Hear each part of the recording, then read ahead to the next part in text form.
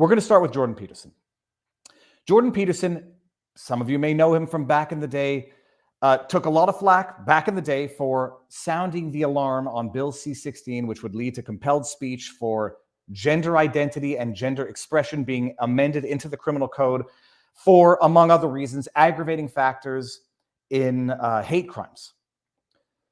Well, he's back in the news. I mean, recently he got booted from Twitter under old administration for referring to, what's the actor's name? Elliot Page, as whatever Elliot's original name was, for dead naming Page and for referring to the doctor that removed Page's breasts as a criminal doctor.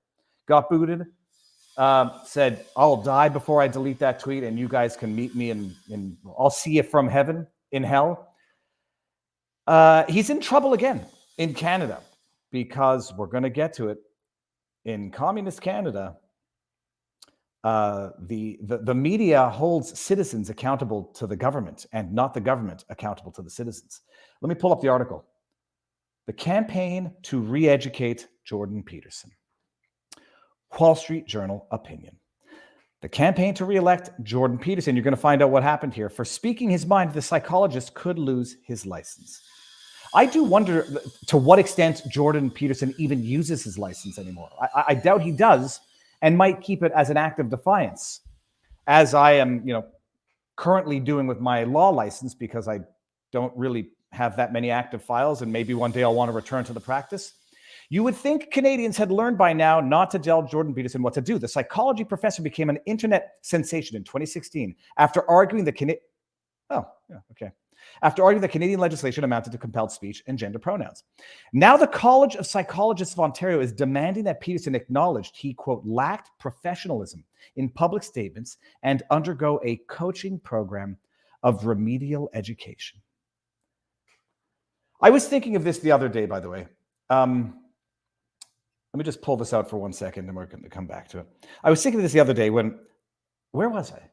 I was exercising, that's right, and watching the television, and I saw an ad with Neil Patrick Harris.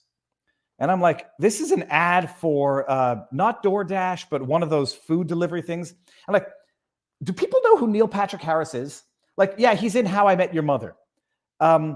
Neil Patrick Harris, and I'm not saying this in any attempt, disguised, veiled, or otherwise, to cancel Neil Patrick Harris. I like him as an actor, as a comedian.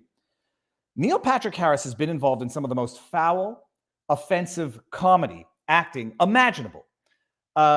Doing cocaine off hookers' bums in a speeding car while releasing fluid onto Harold and Kumar in Harold and Kumar Go to White Castle. The second one was even worse.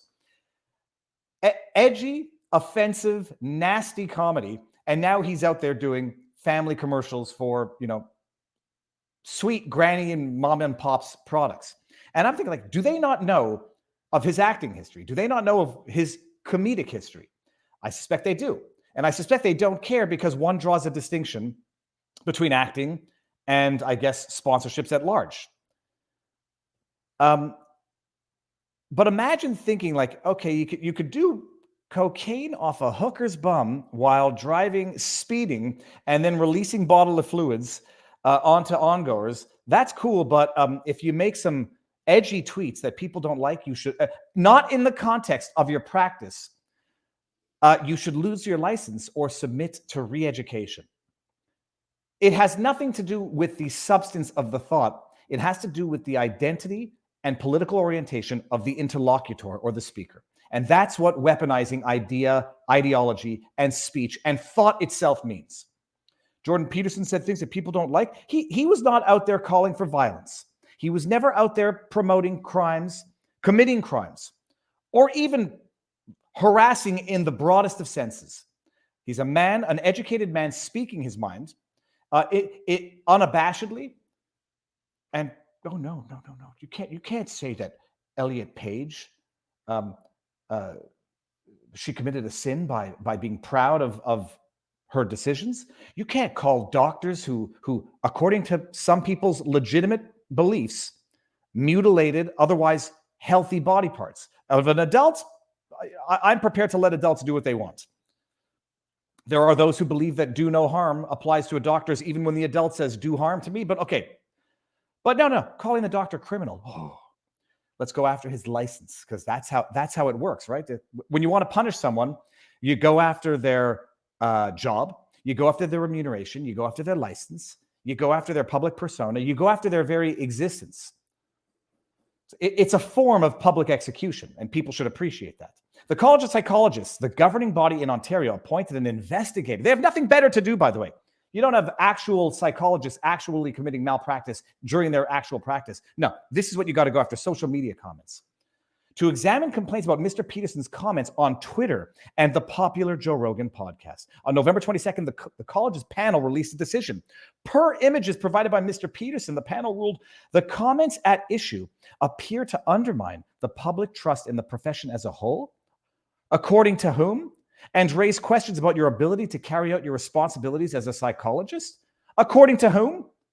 What better way to compromise someone's ability to carry out their responsibilities as a psychologist than to subordinate their own thought and practice itself to the college, to superiors?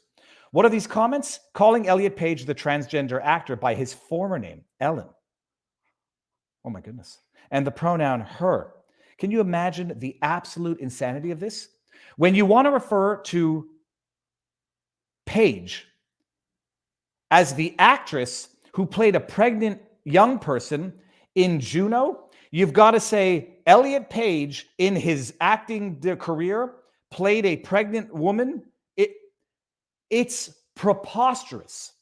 And when Peterson was talking about compelled speech in 2016, it's the manifestation of compelled speech in 2023. Holy cows. Calling an advisor to Justin Trudeau a prick. Oh my goodness. I made a joke the other day. When is calling Justin Trudeau a bad man going to amount to hate speech in Canada? Holy crab apples. A sarcastic crack at anti-growth environmentalists for not caring that their energy policies lead to deaths of poor third world children. Calling a former client vindictive, objecting to a Sports Illustrated swimsuit cover of a plus-size model. Sorry, not beautiful, and no amount of authoritarian tolerance is going to change that. In Canada, even offenses begin with sorry. In Canada, even offenses begin with sorry. Oh, I get it. Okay, sorry. The impact risk in this case is significant, the panel found, because the comments may cause harm. To whom? In what realm of causation could those comments cause harm? Who would they cause harm to? Overweight people? Someone saying, I don't find overweight people attractive is going to cause harm to overweight people? How about if they say, I don't find blondes attractive? I don't find brunettes attractive. I don't find big breasts attractive. I don't find small breasts attractive. Oh my God. Okay, it doesn't matter. It counseled Peterson that coaching would help mitigate any risks to the public. We're in an episode of The Simpsons, people. Time for re-education, Homer. The College of Psychologists declined to comment on the case, citing confidentiality. Well, I'm pretty sure they might have waived some element of confidentiality, or at the very least, Jordon Peterson did.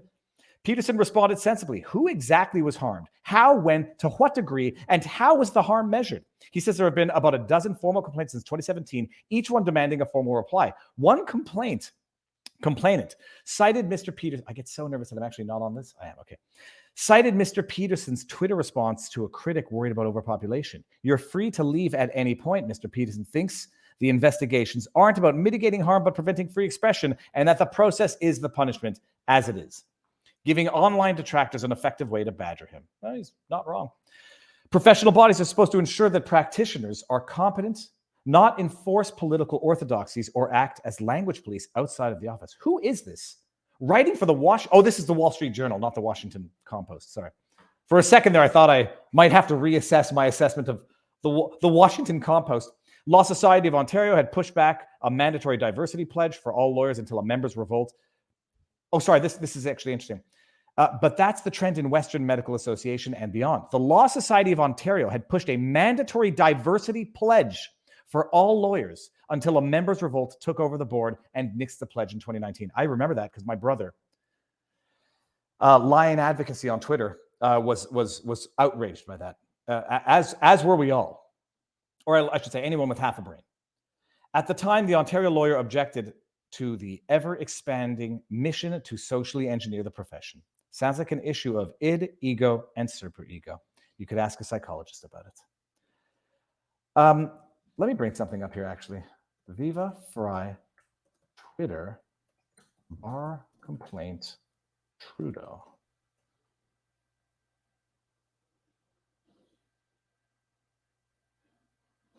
Okay. Oh, no, sorry. This is the YouTube video. Let me see if it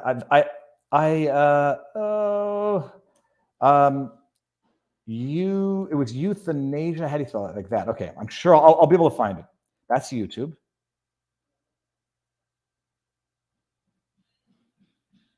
Where is it? Oh, come on. I had put out a tweet that Justin Trudeau had killed. Well, this was the joke that I put out the other day. Justin Trudeau's a bad man, and then jokingly retweeted, how long until this is hate speech in Canada? I put out a tweet hyperbolically saying how Justin Trudeau, under the 2021 MAIDS program, Medical Assistance in Dying, killed over 10,000 Canadians in Canada. Factually true. Apparently, and this is, I was public about this because I was allowed to be public about it. Someone filed a complaint or asked for an investigation because that tweet was offensive. And I said, it's, first of all, factually correct. 10,064 Canadians euthanized in Canada in 2021, to be determined how much more in 2022. It's factually correct. It's clearly hyperbolic because, as I humorously pointed out in the correction retweet, someone filed a complaint about this tweet, and I've been asked to clarify. Let me clarify. At no point was I seriously suggesting that Justin Trudeau personally and single-handedly killed 10,000 Canadians, because at a Canadian an hour, that would take over a year. The program, the government program in Canada, has euthanized over 10,000 Canadians in 2021, over 3% of all deaths in Canada.